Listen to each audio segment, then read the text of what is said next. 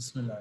अच्छा बच्चों, we are going to do past paper questions on the topic of histogram from O level mathematics. ठीक है? अच्छा, this is a question from 2005's June paper one. ठीक है? अच्छा, now it says 100 children were asked how far they could swim. The results are summarized in the table. Distance is this, blah, blah, blah. The histogram in answer space represents part of this information, and we have to complete the histogram. Achha, now the first thing that you must notice here that this is the frequency density taken on the vertical axis. Now, why do we have the frequency density? That is because of these class widths. Look at the class width over here. 100 minus 0, the class width is 100 here. 200 minus 100, that is again 100 over here. And then 400 minus 200, that is 200. So when you have different class widths, you cannot keep the frequency on the vertical axis. You have to calculate the frequency density. And the formula for the frequency density is going to be class frequency over class width. And if I could show you the frequency densities over here. So this is 30 over 100, that is going to be 0.3. 50 over 100, that is 0.5. And 20 over 200 is going to be 0.1.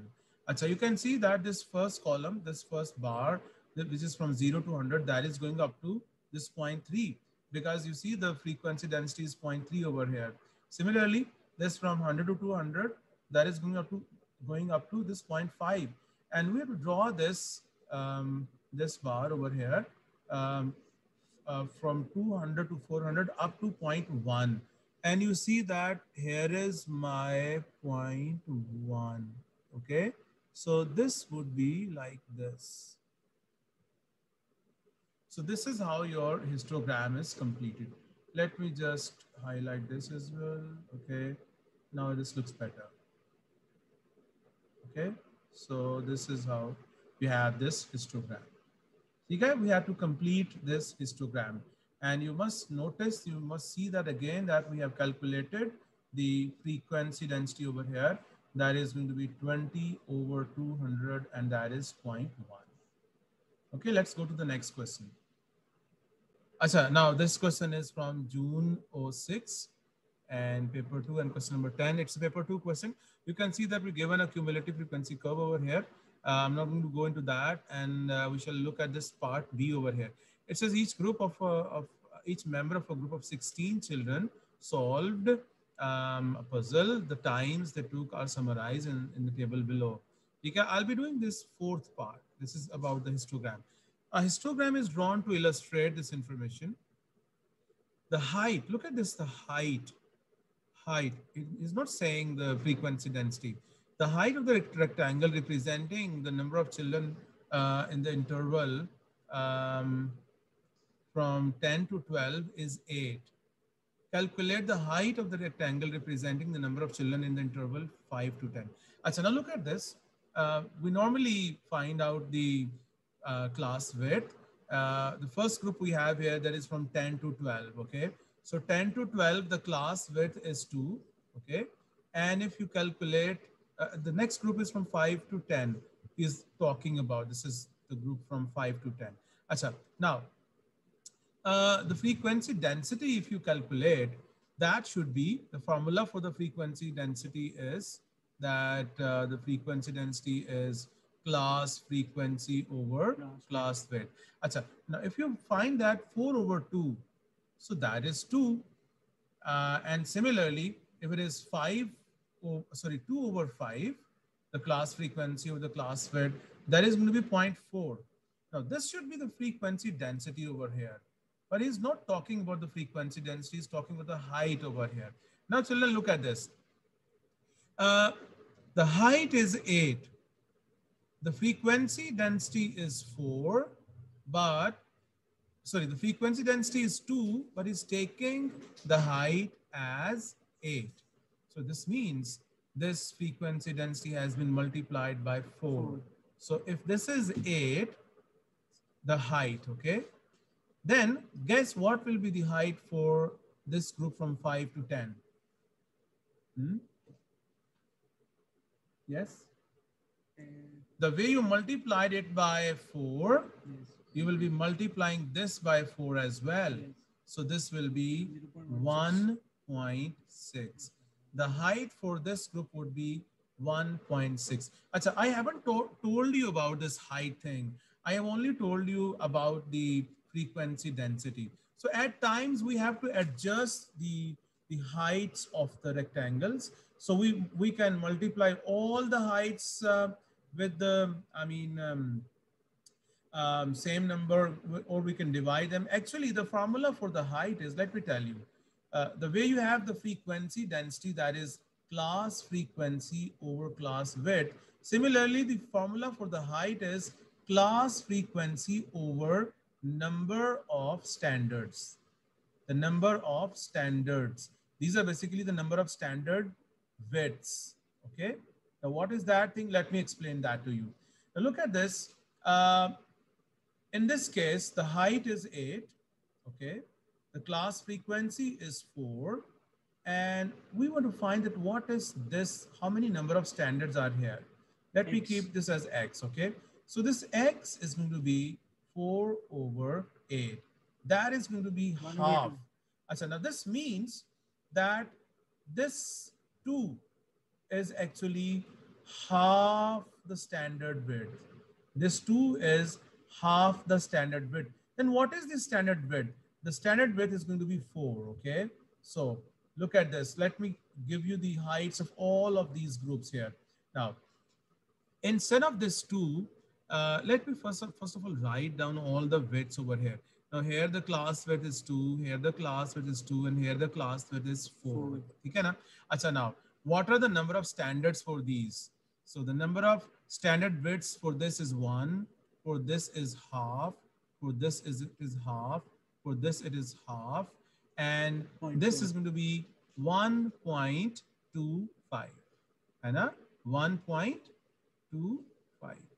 This is 1.25. Okay? Now let me recalculate these heights now. Let me cover this area with the... Okay. Now, the formula for the height is going to be, height is class frequency over number of standards. Okay. Now, this 2 over, now tell me what is 2 over 1.25? Yes? 1.6. 1 point. You see, I gave you that 1.6. Now, what is 4 over half? That is 8. What is 6 over half?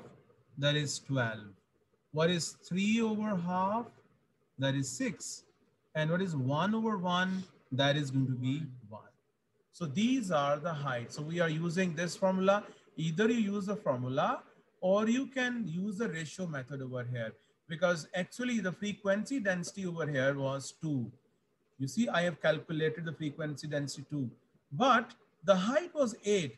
So we then understood that this has been multiplied by 4. So all these frequency densities, either you multiply all of them by 4, or you determine the number of standard widths, and then you can find that. Okay? So now this is a question from Juno 7, paper 1, question number 11. It says, on a certain stretch of road, the speeds of some cars were recorded. The results are summarized in the table. Part of the corresponding histogram is shown alongside. Okay, we are given the group from 25 to 45, it has a frequency Q. Now look at this, you people have its frequency density over here. Now let's first of all check that if sometimes he calculates the height and but just writes the frequency density. So let's check that. This is from 45 to 55. The class width is 10 here. And let's see, here is the frequency density, that is 3. So the area is 30. Yes, this is 30. Similarly, you can find this Q now, P and Q now. This is up to this, it is 0.9 over here, okay? And this width over here, that is going to be 20. 25 to 45, that is 20, okay? So 20, this Q is going to be 20 times 0.9. So Q would be equal to 18. Okay? And then look at this 55 to 65 wala group. Its class width is 10, and this is going up to 4 over here, okay? So 10 times 40, your P is going to be 10 times 4, that is going to be 40. Okay? So your P is 40 and your Q is 18. And then in the last part, it says complete the histogram. So we have to complete this for the last part here from 65 to 95. Now you have to find its frequency density. Guys, look at this class width. The class width is 30, है ना? So let's use the formula. The frequency density is class frequency, which is 12, over the class width, which is 30. So this is going to be 4 over 10, that is 0.4, है ना? That is 0.4. So let us complete this. Yeah, 0.4 is here. Yes, this is 0.4. And this is this, I think this is up to this. Yes. Okay, so this is how you complete this histogram. Okay, 65 to 95 goes up to 0.4. Achha, guys, this is a question from Juno 8, paper 1, and question number 24, part B. It says the 50 students were asked how long they each took to travel to school. The results are summarized in the table below. It says draw frequency polygon. Okay, we have to draw frequency polygon on the given grid here. Achha, whenever you have to draw a frequency polygon, just imagine that you have to draw the histogram. Okay, so let's do all the working required to draw the histogram. In fact, we shall be drawing the histogram first, and then I'll tell you how to draw the frequency polygon here. Achha, so when you have to draw the histogram, first of all, your data should be continuous. Yes, this is continuous. Secondly, you find out the class widths. So this is 2, this is 2, this is 2. Oh, yes, all the class widths are same. So there is no need to calculate the frequency densities. If there was even a single different class width, you had to calculate the frequency densities. Okay? So since all the class widths are same, there is no need to be worried about finding the frequency densities. I'm repeating this. If all the class widths are same, we don't need to calculate the frequency density. We can use this frequency on the vertical axis, and you look, he has himself written the frequency over here. Okay? Now we have to scale up this. We have to go up to 12.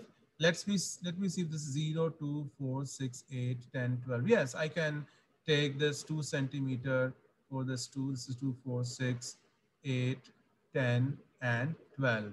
Now I only have to draw these bars, and this would exactly look like a bar chart here. Okay, now the group from 4 to 6 is going up to 21. So here it is 21. Okay, this is your 21.